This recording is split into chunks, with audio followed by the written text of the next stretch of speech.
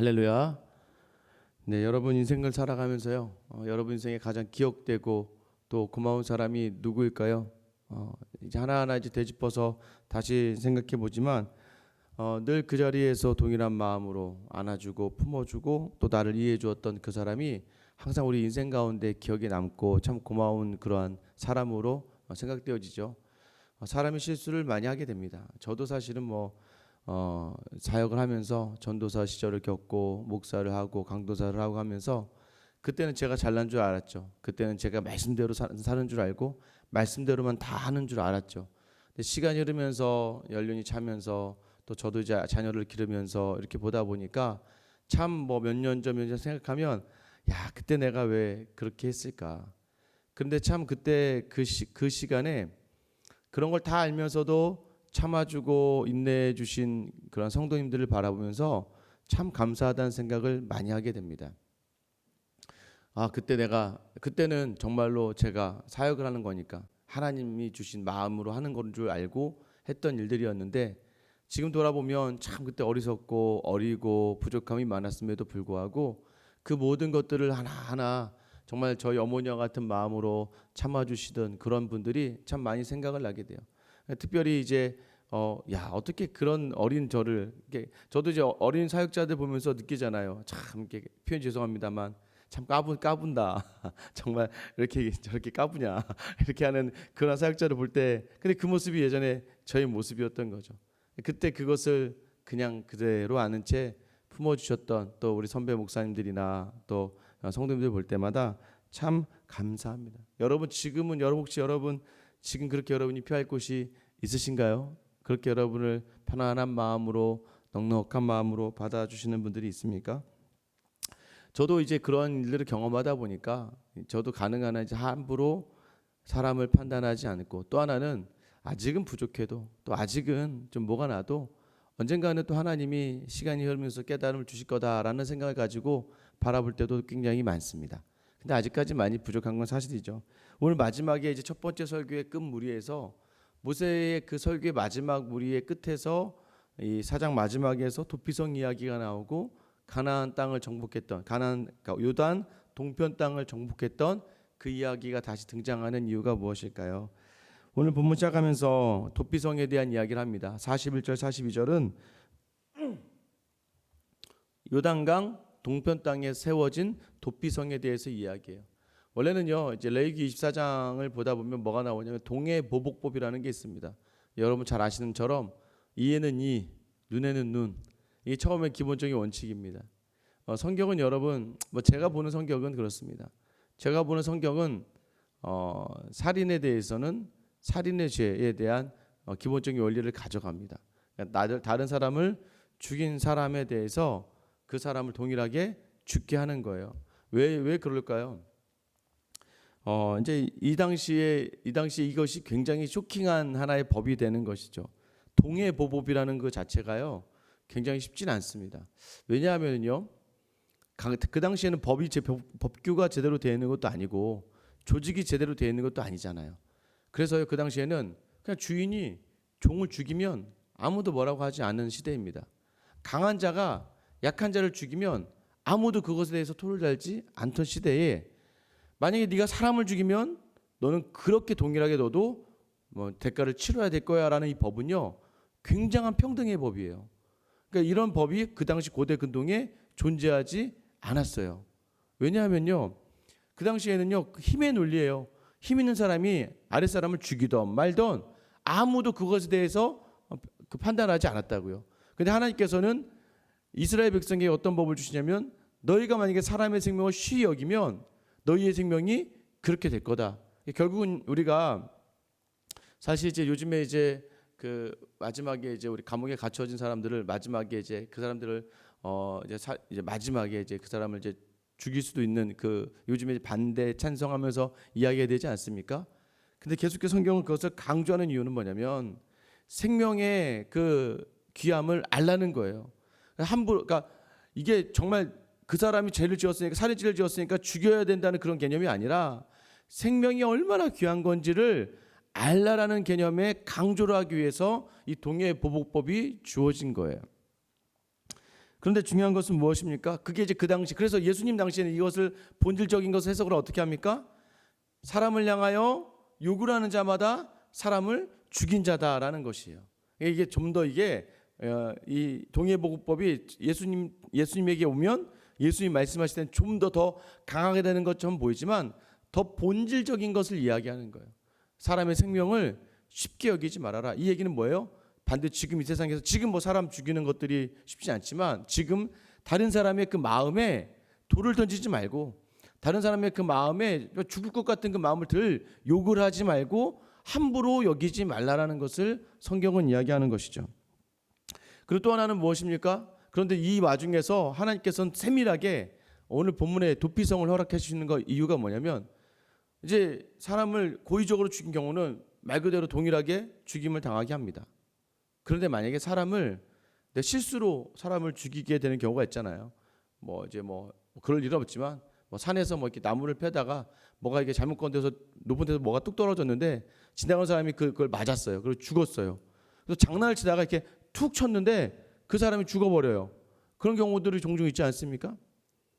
그런데 그럴 경우에는 이 사람이 저 사람에 대해서 본질적으로 살인의 마음을 가지지 않았는데도 불구하고 어떻게 하다 보니까 그 사람이 죽게 되었을 때는 내가 만약 부지 중에 이 부지라는 게 무엇입니까? 고의로 사람을 죽이려고 하지 않은 그 상황 속에서 그 사람이 죽었을 때는 어디로? 이 도피성 요단강 동편에 세 개가 있습니다. 오늘 본문에 등장하는 것처럼 그 밑에 베셀, 그 다음에 길라나못, 바산골란 이 세 개가 있고요. 또 이제 서편 땅에 가면 이제 나중에 가나안에 들어가게 되면 게데스, 세겜, 헤브론 이 세 개를 딱 둬서 도피성이라고 합니다. 내가 만약에 고의적으로 사람을 죽이지 않았어요. 근데 사람이 죽였어요. 그럼 그 당시 마을 사람들에 의해서는 같은 동해 보복, 동일하게 그 사람은 죽어야 돼요.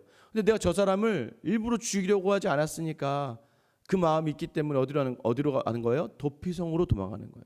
이 도피성은요 거리가 딱 48km 이내에 어디서든지 48km 이내에 갈 수 있는 거리에 있습니다. 그러니까 하루 동안을 전력을 다해서 가면 하루 동안 갈 수 있는 거리예요. 전력을 다해서 가면 그곳으로 가서 또 도피성 근처부터는 안내 표지판을 꼭 해놓습니다. 여기서부터 도피성은 이쪽입니다. 그리고 가장 잘 보이는 평지에 둡니다.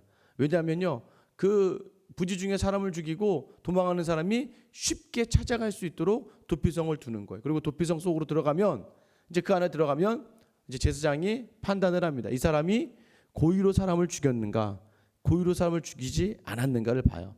근데 만약 고의로 사람을 죽였다라는 게 판정되면 도피성에서 내쫓습니다. 그리고 그 상대방 보수자, 그러니까 이 원한이 있는 사람 그 상대방에게 이 사람을 내어줍니다. 근데 만약 이 사람이 고의적으로 사람을 죽인 것이 아니다라는 것이 판명되면 그 도피성에 계속 머물게 합니다. 머물게 하는데 이제 다만 도피성 밖으로 나가지 못하게. 왜냐하면 뭐 그 가족의 죽임을 당한 사람은 고의로 죽였던 실수로 죽였던 죽인 거잖아요. 그러니까 언제든지 이 보복을 가할 수 있기 때문에 도피성에 계속 둡니다. 근데 두다가 이 대제사장이 죽는 날, 대제사장이 딱 죽었을 때에 사면을 시켜줍니다. 우리나라 이제 사면시키는 것처럼 대제사장이 죽는 날에 사면을 해서 고향으로 돌아가게 되면 고향에 있는 사람들도 그의 죄가 없음을 인정하며 받아들이게 되는 거예요. 이 도피성의 1차적 의미는요.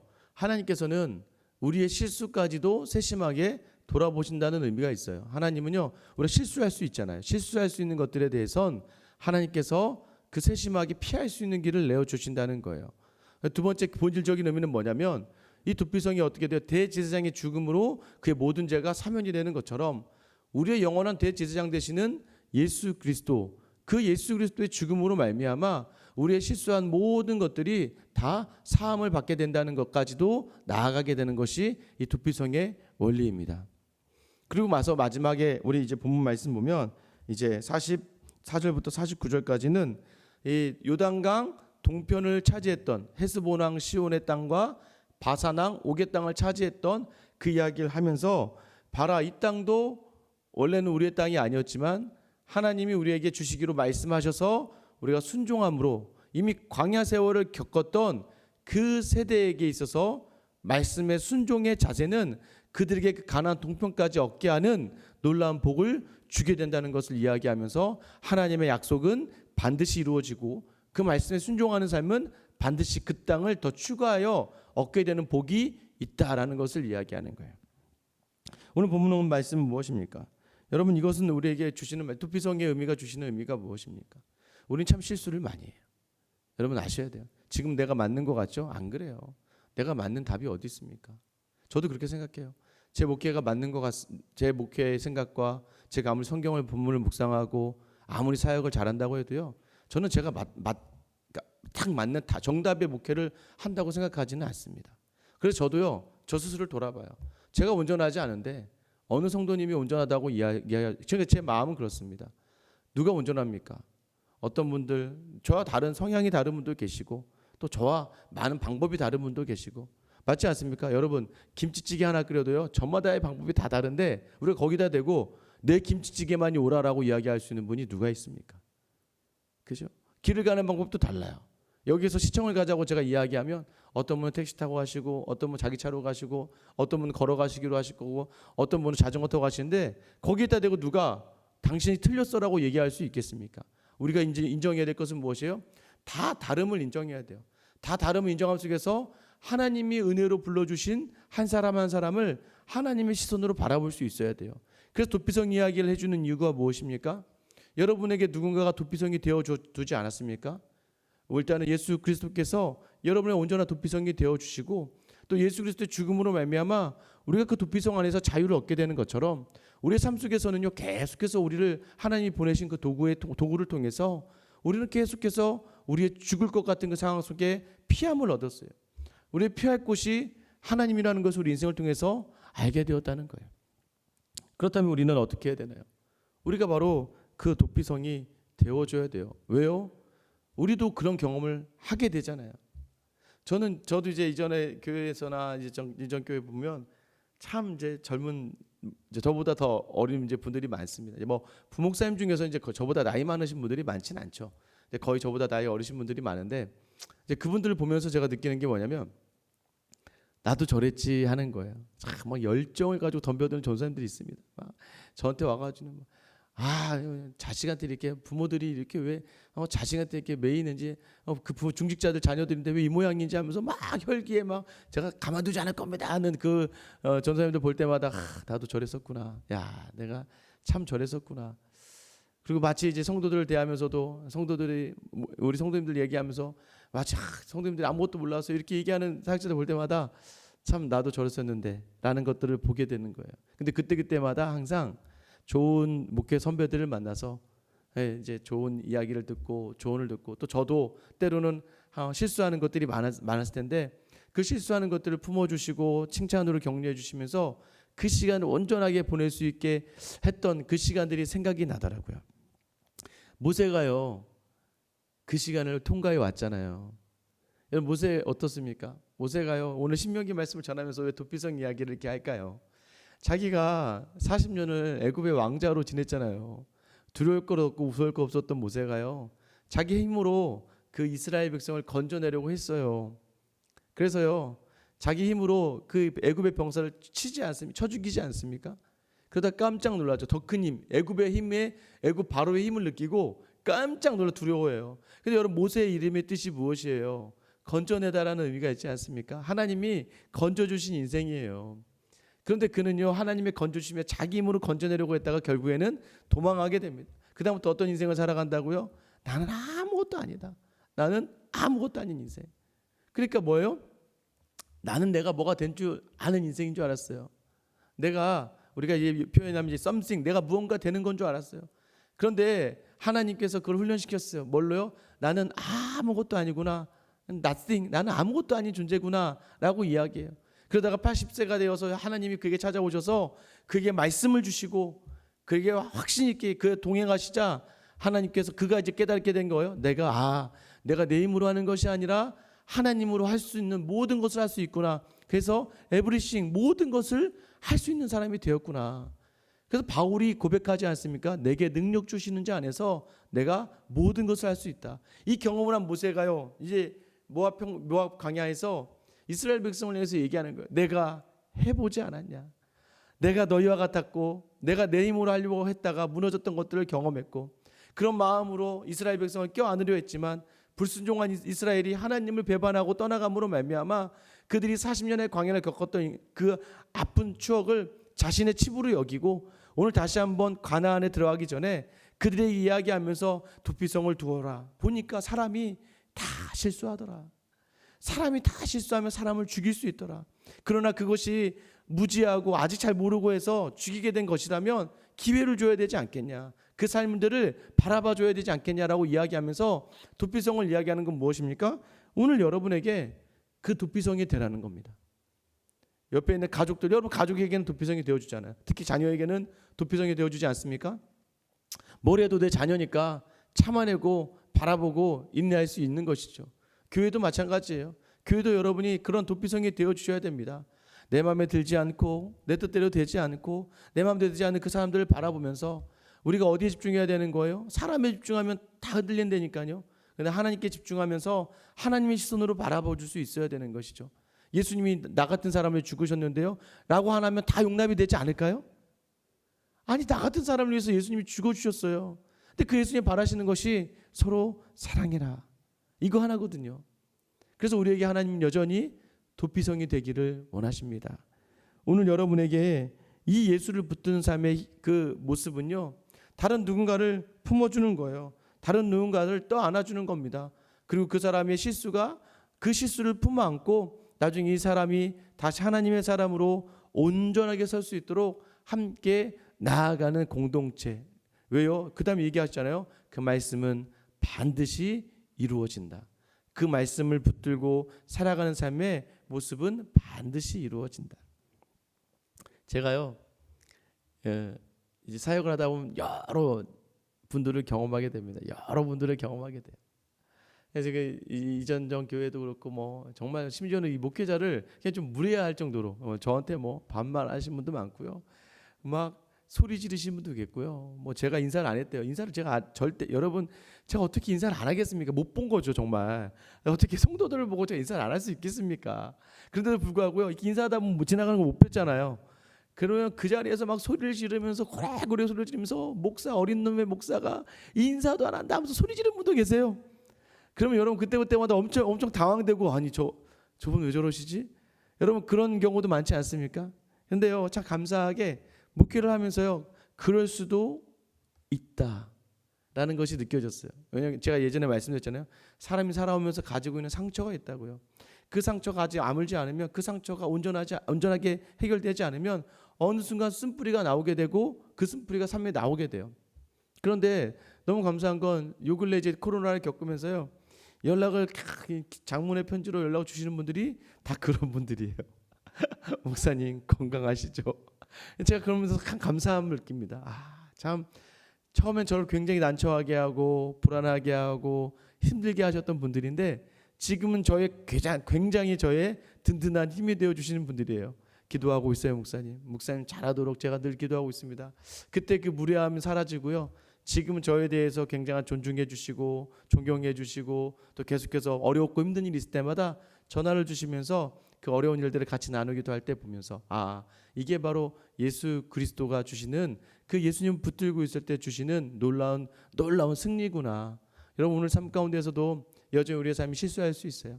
그때마다 하나님 여러분에게 피하기를 주시는 줄 믿으시기 바랍니다. 또 반대로 이제 우리에게 그 피하기를 내어주셨던 그 사람들과 같이 우리가 이제 도피성이 되어서 그 사람들을 품어낼 수 있는 귀한 믿음의 하루. 그래서 여러분으로 말미암아 생명이 죽지 않고 죽지 않아야 될 생명이 죽는 일이 없고 그 생명이 살아나는 귀한 은혜. 그래서 여러분이 그런 도피성의 역할을 감당해낼 수 있는 귀한 하나님이 주신 하루가 될 수 있기를 예수님의 이름으로 축원합니다. 이제 같이 한번 기도하실게요. 오늘 말씀 기억하시면서 정말 작은 것 하나까지도 세심하게 우리를 바라보시는 그 하나님 앞에서 참 하나님 우리의 실수도 그 실수 하나까지도 세심하게 바라보시는 우리 하나님 앞에서 하나님 맞습니다. 참 하나님 저를 사랑하시네요. 또 여러분 인생을 통해 보세요. 우리의 모난 부분들을 참아주었던 귀한 분들 있지 않습니까? 하나님이 보내주셨던 귀한 사람들 있지 않습니까?